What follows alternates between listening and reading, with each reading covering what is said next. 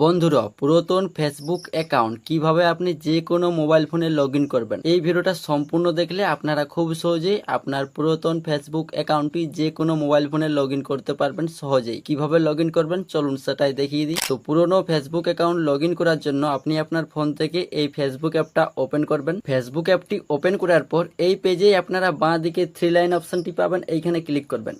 Click করার পর এই পেজে স্ক্রল করে নিচের দিকে আসবেন। নিচের দিকে আসার পর নিচে আপনারা একটি অপশন পাবেন লগ আউট, এই লগ আউট অপশনে ক্লিক করবেন।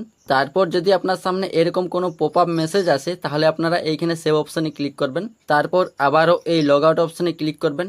এইখানে ক্লিক করলেই আপনার কিন্তু সেই ফেসবুক অ্যাকাউন্টটা লগ আউট হয়ে যাবে। তো দেখুন আমাদের কিন্তু ফেসবুক অ্যাকাউন্টটি লগ আউট হয়ে গেছে।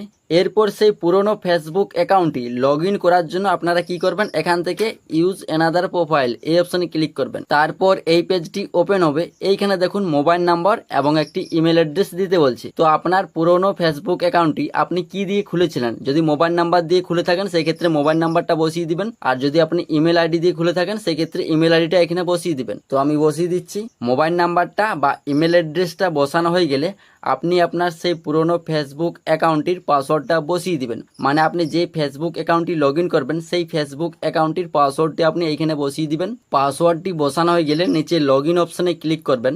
তারপর এই পেজটি ওপেন হবে। তারপর যদি আপনার পুরনো ফেসবুক আইডিতে 2 স্টেপ ভেরিফিকেশন বা একাধিক নাম্বার অ্যাড করা থাকে সেই ক্ষেত্রে আপনার ওই নাম্বারে একটা কোড যাবে, সেই কোডটা আপনাকে এখানে বসিয়ে দিতে হবে। কোডটা বসানো হয়ে গেলে নিচে কন্টিনিউ অপশনে ক্লিক করবেন।